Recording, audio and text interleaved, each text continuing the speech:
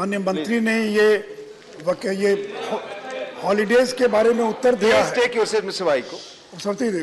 माननीय मंत्री जी ने बताया कि हाई कोर्ट के अंदर 155 हॉलीडेज होती है एक साल के अंदर और सुप्रीम कोर्ट में 141 और इतनी बड़ी संख्या में केसेस पेंडिंग है और पूरे हिंदुस्तान में किसी दूसरे इंस्टीट्यूशन में वोकेशन का प्रावधान नहीं है, केवल स्कूल कॉलेज छोड़कर। संक्षिप्त सवाल। तो मैं माननीय मंत्री जी से यह जानना चाहता हूं, क्या चीफ जस्टिस ऑफ इंडिया से बात करेंगे कि समर वेकेशन, विंटर वेकेशन को खत्म करके और जैसे हर व्यक्ति अपनी छुट्टी लेता साल में 120 या 115, वो व्यवस्था जो अन्य जगह पर लागू है उसको करने के बारे में क्या चीफ जस्टिस से बात करेंगे? माननीय सुशील मोदी जी का जो अनुपूरक प्रश्न है कि सुप्रीम कोर्ट और हाई कोर्ट की छुट्टियों को लेकर के क्या माननीय मंत्री जी मुख्य न्यायाधीश से बात करेंगे, इस विषय में मैं कहना चाहूँगा कि अदालतों का जो कार्य दिवस है वो भारत का सर्वोच्च न्यायालय भारत के संविधान के अनुच्छेद 145 के तहत उसे प्रदत्त शक्तियों का प्रयोग करते हुए न्यायालय के अभ्यास और प्रक्रियाओं को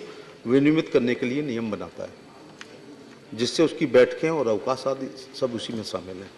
इसी प्रकार से हाई कोर्ट भारत के संविधान के अनुच्छेद 225 के तहत प्रदत्त शक्तियों का प्रयोग करते हुए अपनी बैठकों और छुट्टियों सहित अपने अभ्यास और प्रक्रियाओं को विनियमित करने के लिए नियम बनाते हैं। अदालतों की छुट्टी कम करने या समाप्त करने में केंद्र सरकार की कोई भूमिका नहीं है, क्योंकि मामला न्यायपालिका के क्षेत्र से संबंधित है। लेकिन जैसा पेंडेंसी पर हमेशा चर्चा होती है, supreme court, high court, lower court में लगभग 5 करोड़ के आसपास होने जा रही हैं, तो इस बात करने में कोई हर्ज नहीं है, क्योंकि ये जो समर वेकेशन है ये 7 सप्ताह की है, माने 49 दिन। तो पिछले 4 साल से मैं देख रहा था छुट्टियां जो हैं 1 साल पूरे 49 दिन हुई और 3 साल 48 दिन हुई हैं।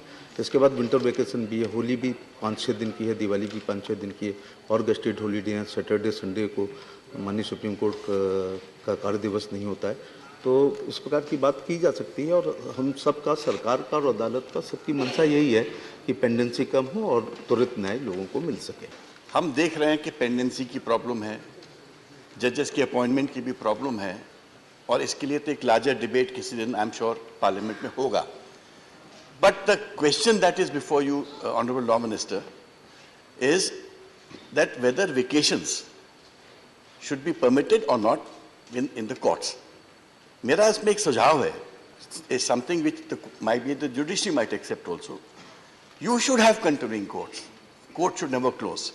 But you can give holidays to judges and which can be spread across the year in terms of their own convenience. Instead of closing the court, give them that. माननीय विवेक तनखा जी, आपका सुझाव है ये, सवाल आप पूछें। तो सवाल ये है कि can the government come forward with such a suggestion to the government, with the court? Thank you. Honorable Member Vivek Tankaji himself is a very senior lawyer. He understands how judiciary functions and how much government can intervene.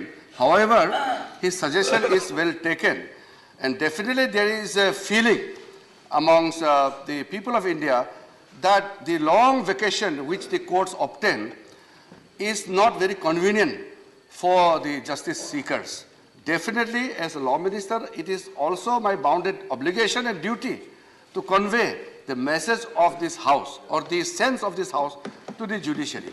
Will definitely ensure that even if there are vacations, the functioning of the court should not be stopped. Although there is a vacation bench, but that bench is very, very limited one. So that is why I feel that the court can think about giving a space which will lead to functioning of the court in a limited manner during the vacation period also. और अधिक खबरों के लिए आप हमारे YouTube channel दैनिक India दर्पण को अभी सब्सक्राइब करें और नोटिफिकेशन के लिए बेल आइकन को प्रेस करना ना भूलें।